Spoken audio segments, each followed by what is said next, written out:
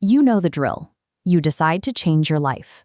You cut carbs, you set the alarm for 5 a.m., and you push yourself until your motivation completely runs out. The human brain interprets sudden, drastic changes as a threat. When you try to undo 40 years of ingrained habits with a grueling 2-week sprint, your nervous system forces you to quit. The alternative is a system built on ancient Japanese philosophies. Instead of radical overhauls, you construct a routine using actions so incredibly small that they bypass your brain's resistance entirely. True discipline comes from establishing undeniable daily proof that you can keep a promise to yourself. Here is how you build that proof, step by step. Step 1 starts the night before. At 9 p.m., you enact a strict digital cutoff. You put your phone in another room, prioritizing high-quality sleep over late-night scrolling. When you wake up, you do not look at a screen. Instead, you reach for a glass of water that you placed on your nightstand the night before, and you drink it. This has very little to do with hydration. It is an immediate, effortless win. You complete a task before your feet even hit the floor. By completing this tiny, anchored action, you set a subconscious precedent of victory. You prove that you can trust yourself, and that momentum cascades into every other decision you make that day. Step 2 is about your environment. When you enter your home, you take 2 extra seconds to align your shoes neatly at the doorway.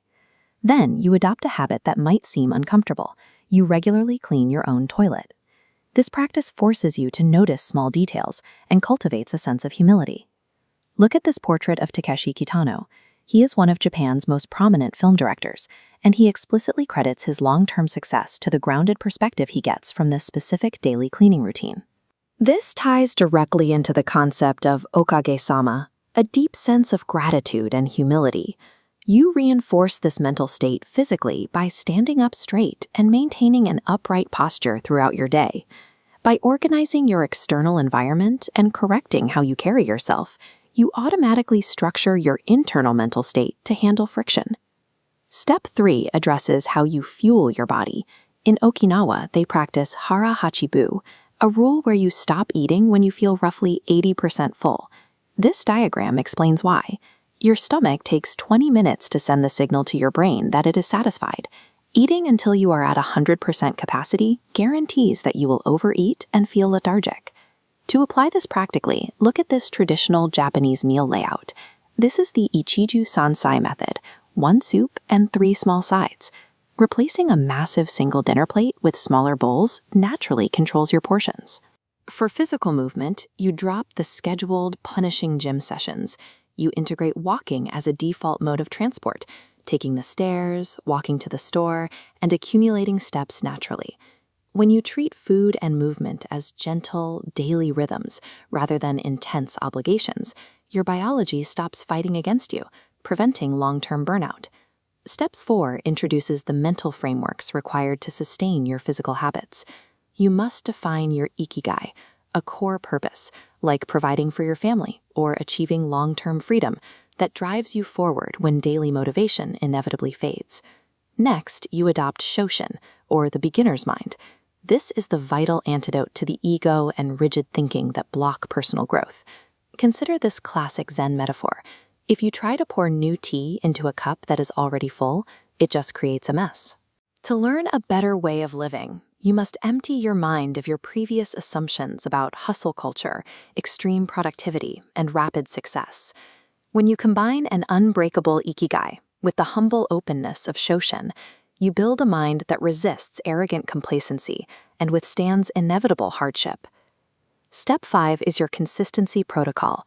This relies on Kaizen, the philosophy of pursuing microscopic 1% daily improvements instead of unsustainable leaps in progress. Look at these factory workers. This exact philosophy of tiny, constant refinements is what transformed Japanese manufacturing into a global standard of precision. But eventually, you will miss a day on your new routine.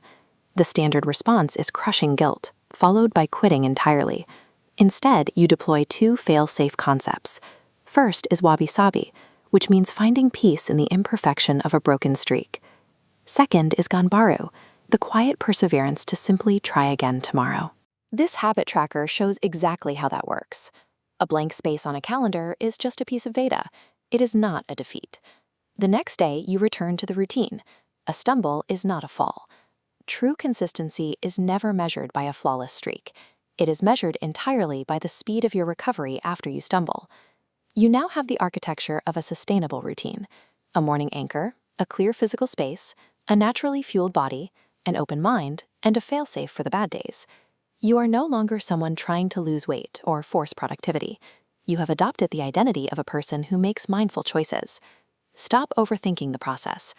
Tonight, place a glass of water on your nightstand and drink it when you wake up. An extraordinary, disciplined life is simply the inevitable byproduct of ordinary, mindful steps repeated daily. Tell us your Ikigai in the comments below and start building.